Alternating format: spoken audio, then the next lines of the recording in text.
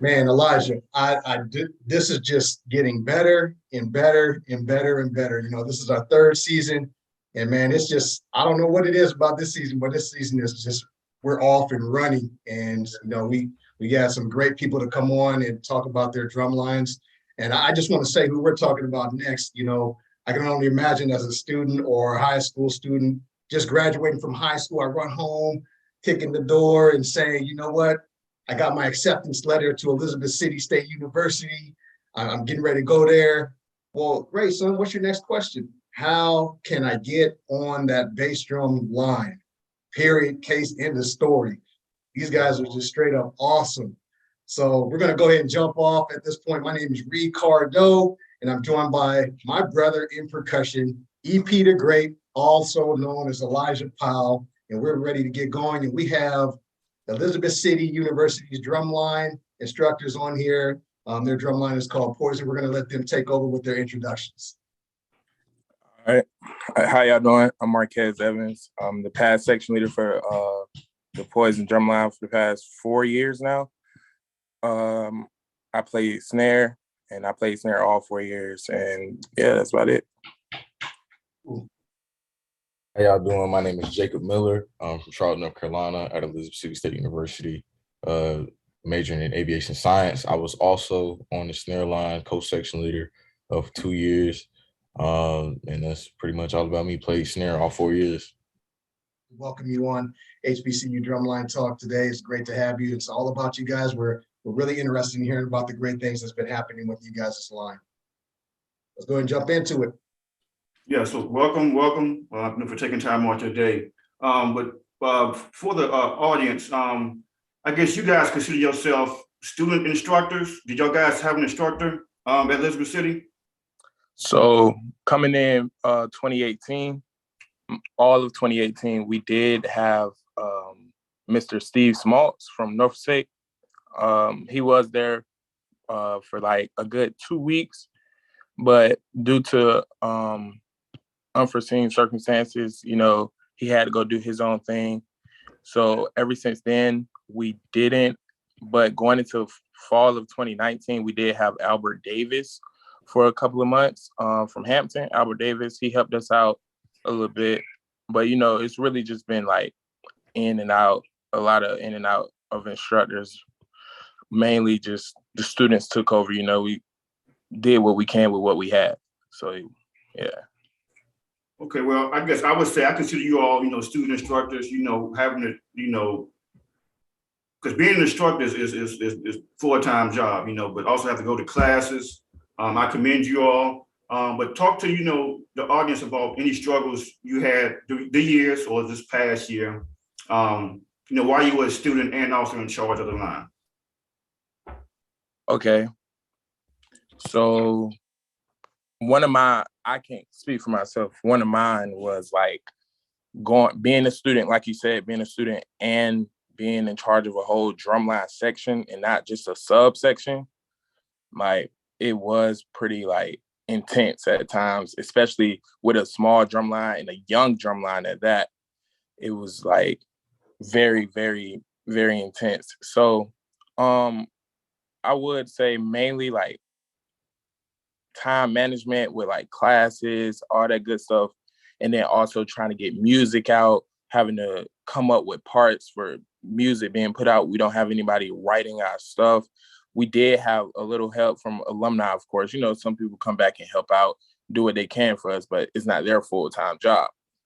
But just putting out music, and you know how the band gets. They put out music every single day and expect the drumline to have it out that same night. But even we don't have no set instructor to just go home, go write this. I still got homework. I want to graduate, you feel me? So I can say that was one of the major struggles for me. But we always thugged it out. We always made it happen. So that was like one of our main things. Jacob? Yeah, I mean, he pretty much summed it up. Being a student yourself, as well as me personally, I'm an aviation science major. And it's not, the easiest major to major in. During the band seasons, it requires a lot of after hours work to be an aviation professional. So already having to do band can be a difficult thing to do on top of your classes. And then, it's a blessing and a curse to be able to, be a student leader and be a student instructor, because you have more of that, down to earth look at things. You know what I'm saying? And I'm not saying instructors don't, but you can see things from more of a student perspective, and that can definitely help you to schedule certain things, whether it's tuning drums or whether you're gonna be learning something new or whatever it is. You definitely can understand, even if it's a subsection or outside of actual practice as a student, that benefits you to be able to have that inside knowledge while you're still enrolled. But definitely not for the faint at heart. Definitely is not. I can see a little, I guess, advantage as a student instructor, because a full-time instructor, he has to go home, got family, but you guys gonna be with them all day, every day, class. So I guess you guys probably see a little more than probably regular instructor. But good stuff though. Yeah, it's really awesome. Thank you guys. I'm sitting here smiling the whole time, just listening and taking it like an amazing. And Elijah, once again, I think I mentioned it before, man, something about this third season where there's like a lot of firsts. We normally have instructors on. Now we got the actual student leaders in the drum line coming on and telling it from their perspective. So thank you guys for that. And basically, you said something that really stuck out to me. It's a young line, young drum line. You guys are young, but you have a very mature sound in your line, even though it's a small line. And just asking both of you guys just to talk to us real briefly about what are some of the pros and cons about having a smaller line. Okay, so a couple of cons, I can say. Cons, being smaller and being younger at that than most lines in like the CIAA or in HBCU world in general. I would say like we get overlooked a ton due to us not having all the instrumentation, we're just not that big in general. So, and like sound wise, we get compliments about being full, but in my eyes, like from watching other drum lines, it doesn't sometimes want to sound as full as I want us to sound, but it always ends up working out. But I can say being overlooked is like one of the biggest cons for me, especially since we're already in the CIAA. A lot of CIAA bands, drum lines in general get overlooked. But I can say that's a con. A pro, I would say being small, because with us not having an instructor, that puts the work on us, you feel me? So we don't have that many people to deal with at all. Like we don't have that many people to cater to, do a lot of things and stuff. So that's a big pro in my opinion, because I already had enough going on, and it's just easier with a smaller line, in my opinion, when it comes to taking care of and putting stuff out and writing music for. So yeah. I'm gonna start out with the pro. A pro of having a smaller line, in my opinion, coming from, I don't want to say a larger line, but a slightly bigger line. When I was in high school, it's definitely, and again, that plays into the us being young thing. The majority of the experience on the line, you don't have to do necessarily as much cleaning with 4 or 5 snares as you would with 7 or 8. And you can definitely, it's easier for you to translate, and it's easier for you to sit down with one person one-on-one than it is for you to sit down with 3 people at one time if they're having, difficulties with that. So it's definitely, in its own way, it's easier for you to, be able to transcribe things, especially, with, you just being young. But a con, I would say, again, I feel like we have a pretty decent drumline size for the size of our band, but sometimes, like what Marquez was saying, sometimes we don't think we sound full. or sometimes it's just like, we trying to punch through the band sometimes, or, get that sound all the way through, all the tonals and everything like that, even when it comes to basses and things like that. And, it can, it's like, but it's still, I still think it's more pros than cons to having a smaller line. Definitely. And when it's unexpected, whenever we march in and we do what we do, and they like, oh, who is this? Like, it's that surprise factor that comes with it too. They don't expect that we come in like that. Awesome. Thank you. Cool. So now we're going to watch a couple of videos. First video is when VSU came to Elizabeth City, and I think you guys was marching in. I guess y'all just marched from the band when I was about to go into the stands.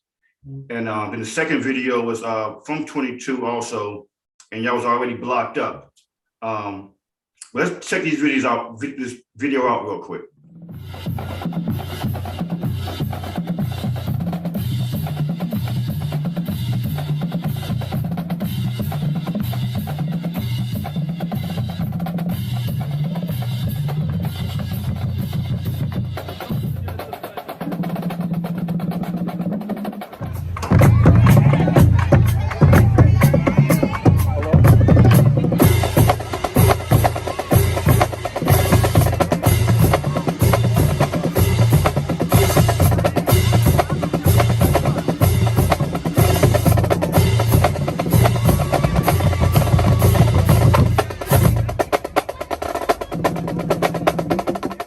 Man, all I can say is that's, that bass line, in my opinion, easily top 5, top 7 bass line in all HBCUs, in my opinion. Easily. I'm a bass guy, so when I'm listening to other lines, if the bass don't catch my ear, not say I don't like it, but I get that bass line has to do something to me. And I can say Elizabeth City, State University's bass line, they got the sauce, from the tonals, to the unison hits, sounded like one drum. So going to my next question, how are y'all able to achieve the success that y'all have been having with that bass line? So the one thing I can say about our bass line, since I've been here, at least, they've been very consistent. I can say that they've been very consistent each year from 2018 since I got here and up. And it's surprising because every year we have to start over. Like every year we have to start over with a new bass line. Besides our one, every year after that we have to start over. And it always works out though, due to my great bassline captain. He couldn't be up here, but his name is Timothy Massenberg. He's been doing a phenomenal job with them for the past three years since he got the bass captain position. I can't say they just work. They work hard. And I'm not gonna lie to you. They work entirely. I want to say one of the hardest sections in the band in general. Like they work hard, but I feel like they work that hard because they feel like they have that extra baggage on their shoulders. We have no tenors, no quints, so we have to make up something. We probably put in more tonals than most bass lines nowadays, just because we have no quints. And I can say that that's one of the biggest things on them. But they work really hard. They stay back the longest. They just it's all in work for them. That's what I can say about that. Yeah, I mean, he basically explained all of it. Something to sound great to us, and Tim, as you were saying, the bass captain, he'll take he'll be like, okay, we're running it again, run it again, run it again. They found time during the day, we have a regular class day. They find time out the middle of nowhere. I don't know how they squeezing in time to practice and do all of this, man. But it's just and with us being young and we having to, like Marquez said, having to kind of restart outside of the first maybe top 2 bases, it's you have to build that chemistry somehow. And it's really, we've been doing it the traditional way. There really is no special or secret sauce to that. you know, it's in what everybody was taught from when they were younger. You have to build that consistency, especially with bass drums, where, you know, it's an interdependent drum. You know what I'm saying? So, but yeah, they definitely sound good. Again, we don't have any quints or anything like that. So with everything like that, we gotta, you know what I'm saying, they have to transcribe that and put that on the bass drum and fill it in. So, but it's sound good, it's water every time. And I want to say, not taking away from, you know, the rest of the line is snares and cymbals. But I can tell the bass line is really putting in work, you know. But yeah, good stuff. You guys, you guys brought up some good points, and a couple of things that I noticed there, and what you were just saying is just consistency with the practice in the line, right? And that's real major for any drum line, you know, across the country. So good that you mentioned that, you know, putting in the work, you know, finding time to actually make the time to put in that extra practice to get a specific sound. And you guys have a specific sound. I lied to you not. And one of the things is that you mentioned earlier, you know, being a smaller drum line sometimes, or just smaller, just in general, you guys get like you said, you get overlooked a lot, right? Well, we didn't overlook you.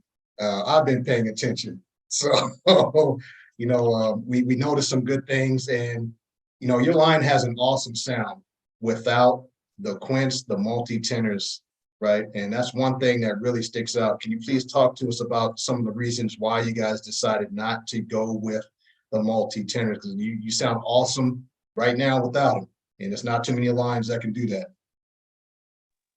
So what I can say, we did have multi-tenors. Like when I first got here, we actually had 3 multi-tenors. You know, COVID happened, really set a lot of things back. We lost a couple of students due to COVID.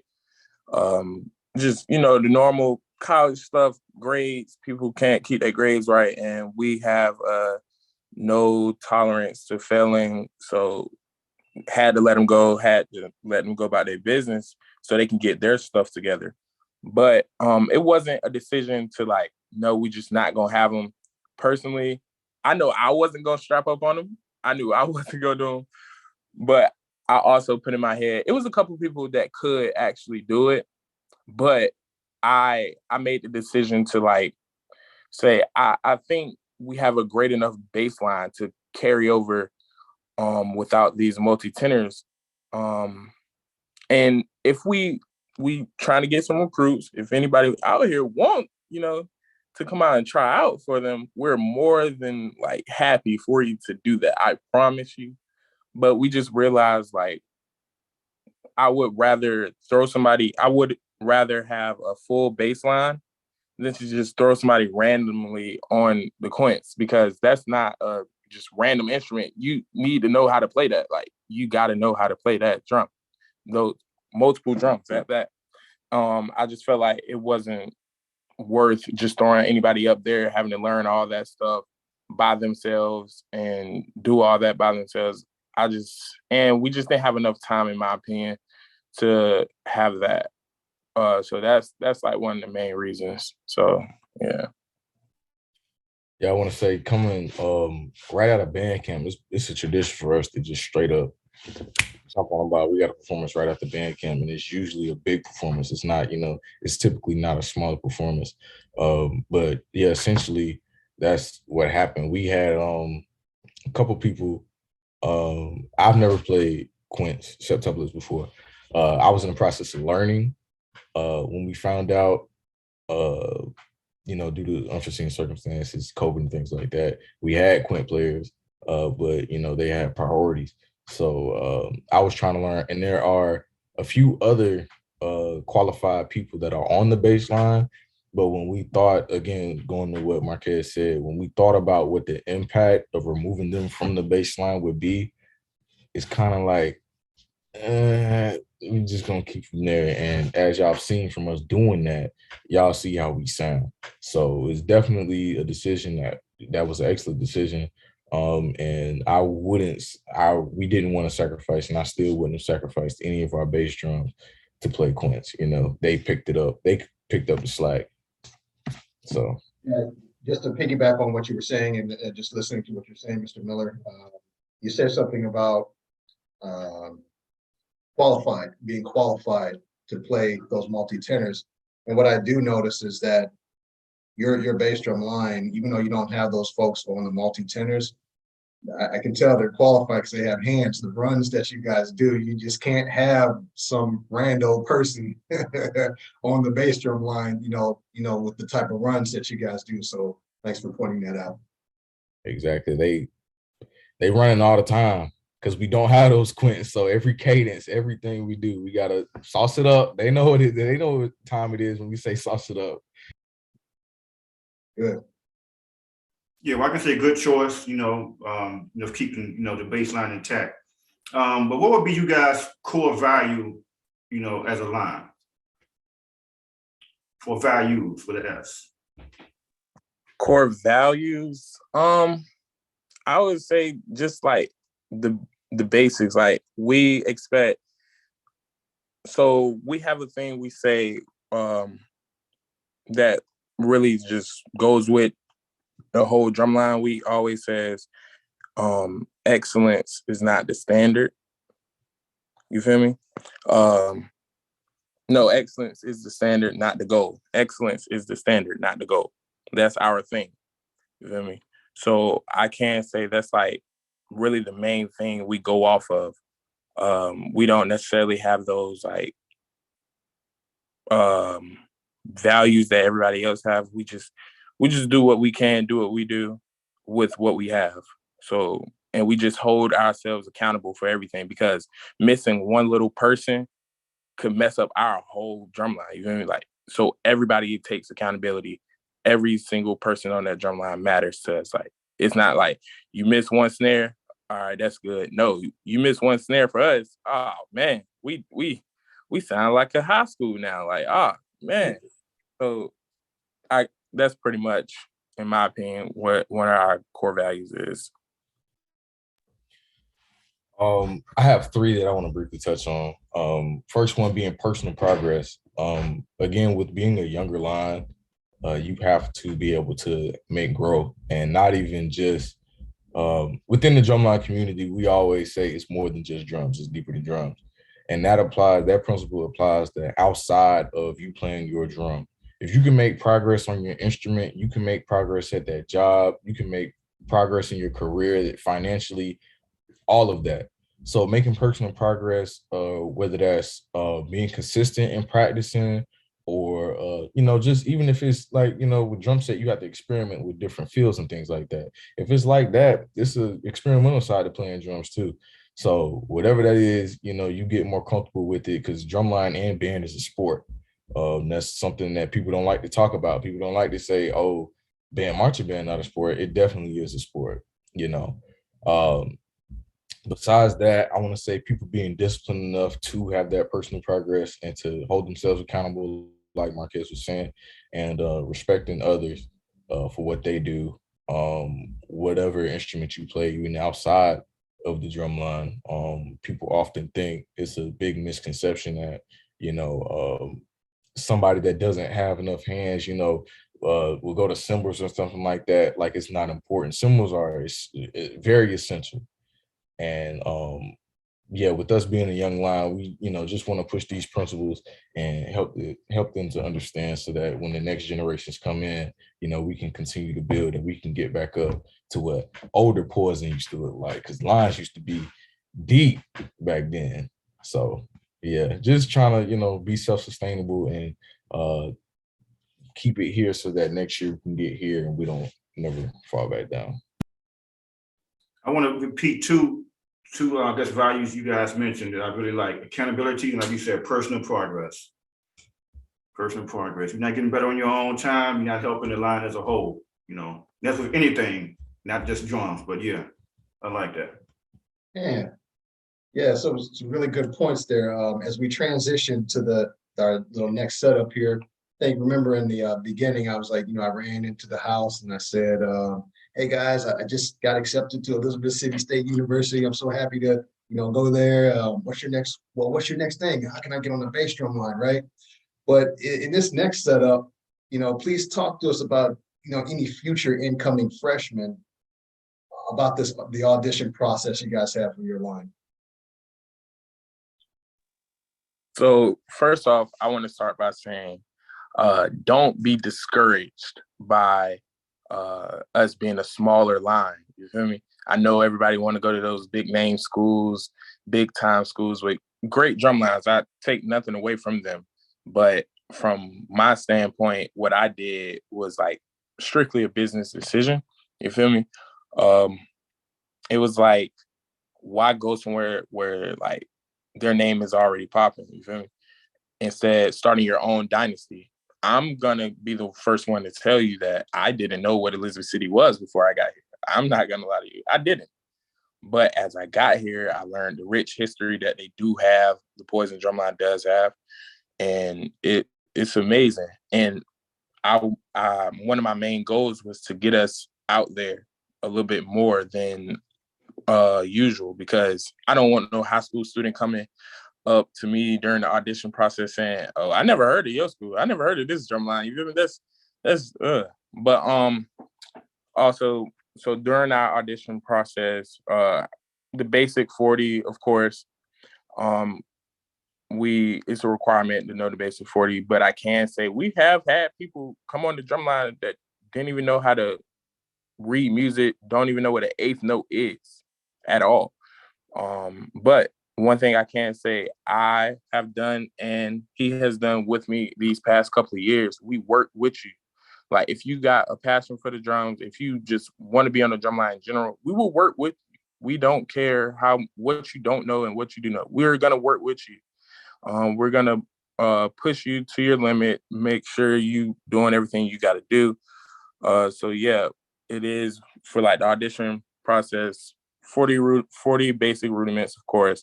If you got knowledge of a couple of hybrid, that's cool too. Prepared piece, depending on if you're going for the full scholarship or just marching band scholarship, we do have a music ensemble where you can do xylophone, bells, any of that good stuff. But that's pretty much the basic stuff. We accept, I'm not gonna lie to you, we'll take anybody. We'll take anybody we can get. Anybody. If you want to learn how to play the drums, we'll take you. I promise you. And we gonna work with you until we feel like you've reached your best potential. And then we're gonna push you some more. But yeah. Cool. Yeah, I'm only briefly going to say something on the end of what he said. He pretty much described the whole process. Along with that, we'll take you if you come out. Just be willing to work. Understand that you choosing to come to a higher education institution, along with you being like that academically. If you choose to do band, we're going to expect that from a musicality standpoint. So you're going to be learning in both. So you're learning along with school and you're also learning along with drumline. But yeah, we will build you. We're not afraid to build. Some lines don't necessarily have to build, or they claim to not have to build.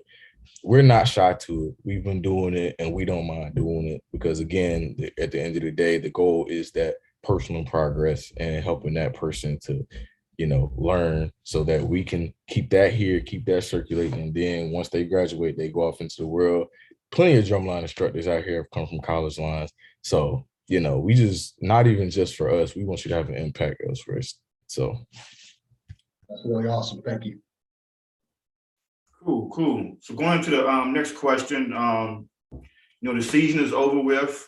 What was you guys' most memorable moment and why for this past marching season?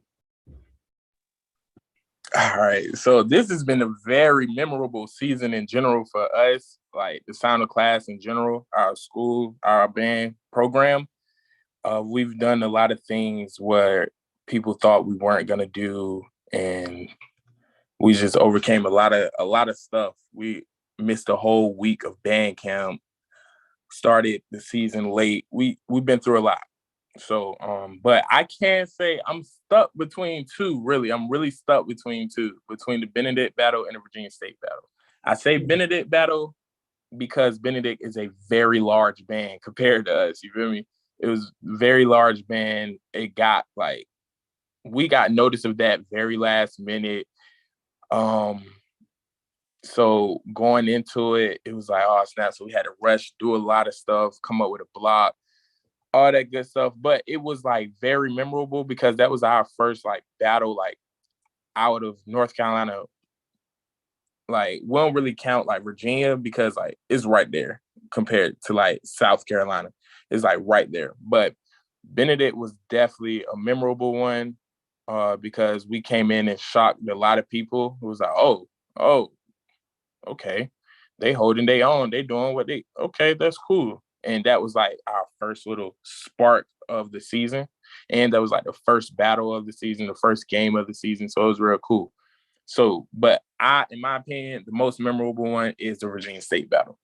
And it's simply because it came up as like the biggest shock in the world. Like, we didn't know a thing about this battle. We had no aware. But it's something we've always wanted to do. Like, we've always wanted to have a band battle against Virginia State. And throughout my years there, I only seen Virginia State 2 times, like band wise, like at a game. Not necessarily counting like pep band and like drumline wise. I only seen them twice. But we've always wanted to battle them, and they're like not trying to mess up on or step on any toes or anything, but like they're the only drumline, in our opinion, in the CIAA that's worth going up against in general. So the fact that we got that chance to show them what we could do on the floor scene. Now, the year before, we did do a little block up battle after the game. That was cool. I didn't necessarily get to do that. I was injured that year. But just me personally finally having that chance to battle Virginia State, it felt really, really good. Like, it really felt great. And the only bad part I can say about that was the shock, like us not knowing. We came up with a block like in 4 days. It was really with no instructor. So it was really, yeah, but it came out well. We did what we could. And yeah, that's one of my most memorable ones. Yeah, my most memorable is definitely the encounters that I've had with Virginia State. Even though, like Marquez said, at the end of band camp, we did go down to Benedict, and I never expected that we would go to South Carolina because they aren't even in our conference, if I'm not mistaken. They aren't in the CIAA. So it was like, okay, we went down there. I didn't know anything, I didn't know what to expect. Never been there, never been in the gym or anything like that. They got a decently sized line. I didn't know they were that big. But even since I was a freshman and we had the Hampton battle, bigger lines don't necessarily, after I had that experience with Hampton or whatever, after you play a bigger line so many times, you kind of, you got that buzz that you get, when they come in, but then it's like, okay, you better knock them out. No offense. But yeah, but Virginia State, definitely, man. I love VSU. Like Marquez said, it's really no other competition in the CIAA at all. No offense to any other drumline out there. Y'all put in y'all hard work. But yeah, VSU is like, it's like, that stepbrother, that you have. We love VSU. We love the competition. It's all love at the end of the day. And, I feel like both of us, we keep each other sharp. So yeah, that VSU battle, man, we're at the end of the season. And Marquez, man, we was at the end of the season and we're like, cool, we got this last game and we're done. Boop. And I think that was because, if I'm not mistaken, Union and Shaw, they canceled last minute or something like that. And we're like, okay, that don't got nothing to do with us. And then band director, the best band director in the world, Miss Juliet, Dr. Juliet and Boykin, she was like, yeah, we're going to do that. I was like, man, you got to be kidding me. And like he said, having to put together a block, do a couple of movements, with the short amount of time, you're kind of limited. But yeah, Marquez did a great job as leadership, with all the other stuff he had on his plate, man. So it was a lot. But as student instructors, I think that was very nice. That was very nice. I love the last battle I had with Virginia State. I always had that in my memory. Yeah, shout out to Mr. Whitehead. Like I said, we had two bands, set. Something stuff happened, they canceled. But he reached out to Little City, he made it happen. I want to say, since I marched, you guys always had a strong line, when me and Rick was in the band. So, always, know what y'all guys gonna bring. The new guys, not so much, like, we don't play y'all as, every year, but, I was very impressed, but like I said, I've known you guys, or the line history, for a while. Yeah, really excited. Thank you. So you guys had a great season. You pretty much touched on some things. Just think about this past season. What is something you would do differently with the line this year? If you could wind the clock back, what would you do differently this past season? What would I do differently? Dang. I don't necessarily. I feel like this season, it definitely could have been a lot better because there's always room for improvement. Definitely always room for improvement. We're never shy of that. We know what we can improve on. But I guess just spending more time, like outside of drums in general, just spending more time with the line in general, spending more time with the line. We all have our lives, of course. We all have our things to do.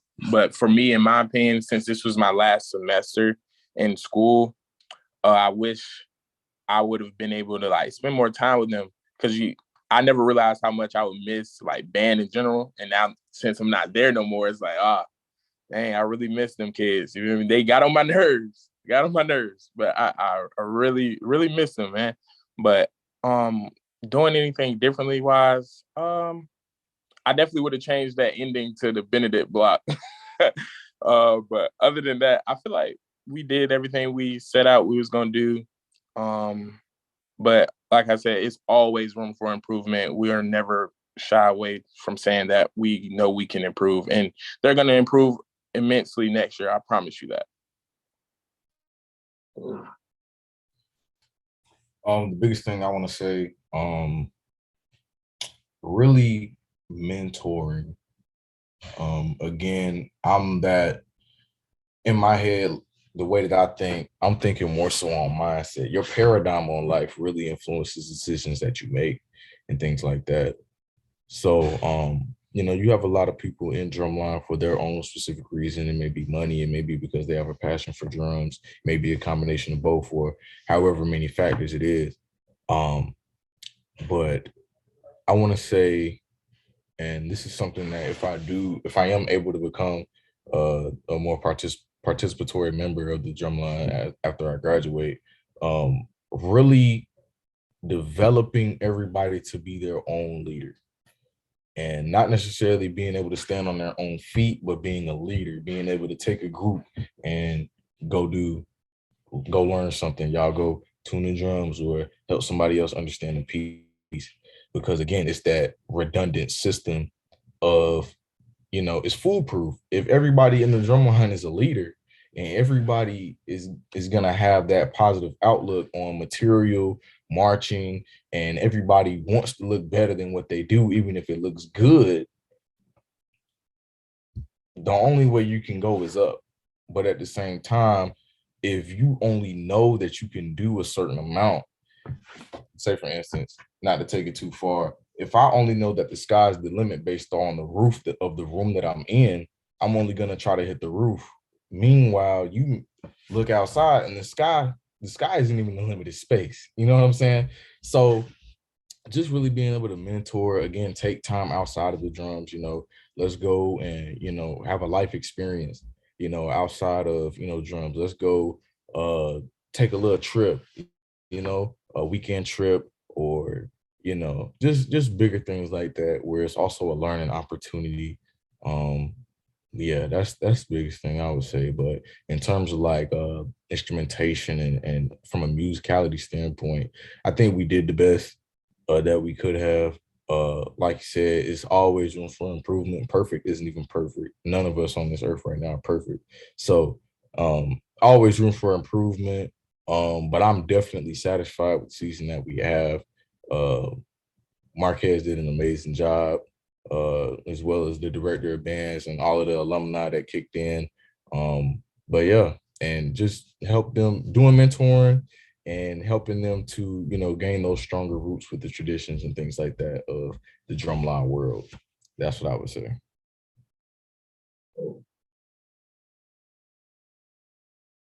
To piggyback off that question, what advice would you give, I guess, any other student instructors that's out there? What kind of advice would you have for them? My main thing, and it's like a thing I had to start learning myself, is patience. Patience, definitely patience. I promise you, if you got the patience, you're gonna be good. If you have the patience, you're gonna be fine. Because that's one thing I had to learn myself. I had to learn, like, everybody learns differently. You can't talk to everyone the same way. You got to learn how to be patient. You got to learn how to communicate effectively. I had to learn that myself.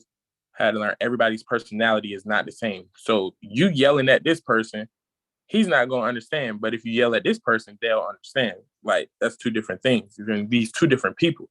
So you got to learn to, like, adapt to who's who, and you got to learn everybody's personality. So I would say patience and effective communication. Definitely. That was, like, my biggest advice for, like, student instructors, because I understand us as student instructors, we have a life of our own. We have things we got to do. We're still taking classes just like them. But you being in that position of leadership, you got to recognize, man, you got to do what you got to do. And that's, like, my main thing: patience and communication, definitely, effectively. I want to say time management, but based off of that, you can only manage something if you measure it. If it's not measurable, you can't manage it. But also with that, you have to, again, like Marquez said, when it comes to communication, you have to know who you're talking to. And when it comes to reasonably expecting something out of somebody, you have to know where they come from and how competent they are with what they already know. Definitely gets frustrating. Teaching people how to learn, not how to learn, but when it comes to material and things like that, everybody's not going to have the same schedule. And to a certain degree, as a student leader, you have to be able to roll with some punches. Your punches may come from certain requirements you have for certain the requirements come from anywhere. You have to roll with the punches. It may be something that you want to do, but the requirements for the show might not allow you to do that, or whatever it is. You need to be adaptable as well. With your word being law, you also have to be understanding at the same time. Being a leader isn't just barking out orders at people, like he said. Everybody comes from different backgrounds, and that effective communication isn't just in the simplest form as loud as possible. You know what I'm saying? Some people think differently. Some people have a more complex understanding of how things work in the world. So when it comes to that, they're gonna interpret it like that. With drumline related things, but yeah, definitely rolling with the punches. And if you're working on something and you feel like you're spinning your wheels, just set your timer, or whatever you do, set a certain timer for amount of time you're going to do it for. When that timer is up, move on to the next thing. If life could go by and we dedicate our whole day just to one thing, people will be way further in things that they were passionate about. Sometimes you got to set that timer and keep it pushing, work on it the next day. And that's where that consistency comes in. So yeah, that's what I would say. Sound good. Y'all boys saying y'all been instructing for 15, 20 years, man. Some good stuff y'all saying. Y'all. That's what's up, though. Good. You guys have come on, and we really appreciate you guys coming on at this time. But before we close up, I have a bonus question for you. Ready? All right. So you take your line at its peak performance this year. You're standing on the 50, right? And you got the opportunity. Who do you want to see on the other side of the 50? What HBCU drumline do you want to play against? And that you feel that, you know, you'll come out on top? Oh, see, you added the come out on top part. That's where you get me right there. All right. But I'm not gonna lie to you. I'm definitely saying Hampton. I'm saying Hampton because I didn't necessarily get my get back at them. You feel me? Our instructor, well, our band director, when we battled them, she didn't allow us to block them. We had to leave. And they, you know, took that and ran with it, like Elizabeth City scared, Elizabeth City, boom, boom, boom. All right, okay. Oh, okay. And I just feel like, yeah, I'm not gonna lie, Hampton is a great drumline. I'm not taking nothing away from them. But you said our peak performance on the 50. I'm going with Hampton, and I see us coming out on top, without a doubt. It's closed. There it is. All right. Mr. Miller, what about you? Now I gotta. You can see anybody you want in the HBCU drumline world. I'm so sorry, Marquez. What's the name of when we was at that VSU game? The bass drum, the first bass drum, he was talking out the side of his neck. Oh, Union? Union. I gotta see Union. And we definitely coming out on top. That's an exhibition for us. That's not even a block up. And I'm not trying to, they have their history, their culture. I'm not disrespecting the culture. I'm not disrespecting, you know, your drumline organization, whatever you have. But yeah, personally, if and in the future, if y'all see Poison, it's smoke. Sorry. Yeah. And There it is. Little friendly exhibition on the 50, right? yeah, it gotta be Union. I'm gonna say one honorable mention. I would say North Carolina Central. Shout out to my old section leader from high school, Byron Giddens Jr. You know, he was a great influence on me, you know, and he actually is the one that introduced me to Poison. So shout out to him. But yeah, I always wanted to see him. So, you know, across from me, you know, just for kicks and giggles. So yeah, definitely them, but definitely Union. Oh, I got a quick bonus question. Mr. Evans, what would be your dream instrumentation? How many snares, quints, basses, cymbals, single tenors, whatever? What's your dream? So, real quick. My dream was 7 snares, 8 basses, 3 quints, 6 cymbals. And I say that because that's where we were at when I first got there. I promise you, it's where, like, that's what we had at band camp. It was like, it was great, but it all just went down. Everything, we lost people. You know, people can't survive band camp. People can't, you know, just handle it. And it was too much on them. HBCU drumlines, HBCU march bands in general is a completely different transition from coming from high school. It's like very, very intense. But definitely that lineup I just said, oh my gosh, nah, I could do so much with that. Cool. Yeah. Mr. Miller? I'm a ditto on that. I'm a 6 snares. 6 snares. I'm gonna say 5 cymbals, 3 quints, and 8 basses. I like that setup. But if we're being honest, we had that. But you know, let's talk about the elephant in the room, COVID-19.